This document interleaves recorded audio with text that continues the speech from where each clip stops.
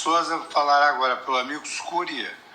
Partido Cidadania, Dr. Paulo Roberto Iotti Vecchiati, que também disporá do tempo regimental de 5 minutos. Boa tarde, excelências. Agradeço primeiro ao ministro Gilmar Mendes pela célere apreciação e deferimento do amicus que coescrevi pelo Cidadania.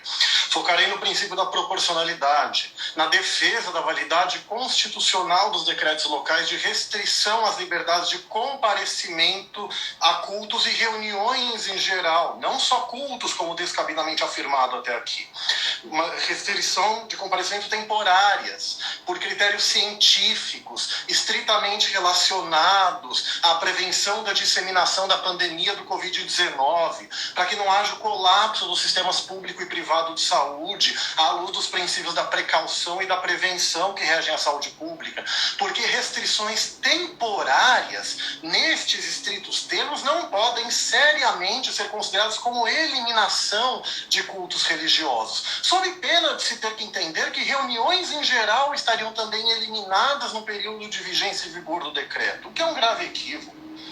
A restrição é adequada ao seu fim constitucional, porque é notório que a ciência diz que o isolamento social é a única medida efetiva para evitar a contaminação. É necessária por inexistência de meio menos gravoso, objetivamente aferível. Os nobres colegas não citaram meios menos gravosos, apenas alegaram sem provar.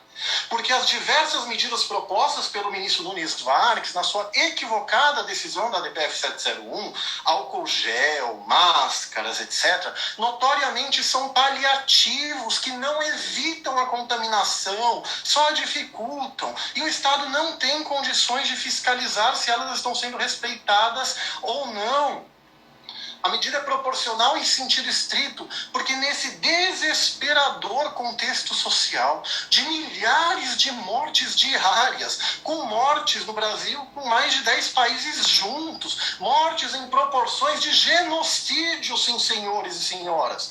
Evidente que nesse contexto os direitos à vida e à saúde pública prevalecem, por terem mais peso sobre os direitos à liberdade de culto em especial e reunião em geral.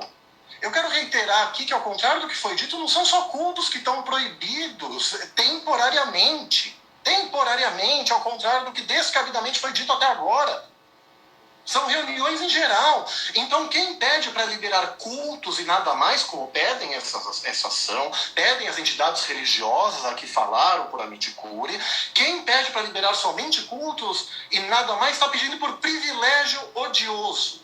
Porque é arbitrário, sem razão pública, no sentido de John Rawls, porque sem respeitar o princípio da universalização de qualquer teoria da argumentação jurídica e moral, conforme Robert Alexi, Klaus Gunther e Jürgen Habermas, por exemplo. Se forem liberados cultos a 25% da capacidade do local, como sugeriu o ministro Nunes Marques, então, por imperativo de isonomia, se demandaria liberar reuniões em geral nos mesmos critérios, pena de privilégio inconstitucional. Reconhecer isso não implica menosprezo à importância de cultos religiosos em geral. Inclusive, como homem gay ativista LGBTI, eu sei a importância das poucas igrejas inclusivas para a nossa paz espiritual contra as condenações nefastas que sofremos cotidianamente. Então não se trata aqui de menosprezo à atividade religiosa e à crença religiosa de ninguém.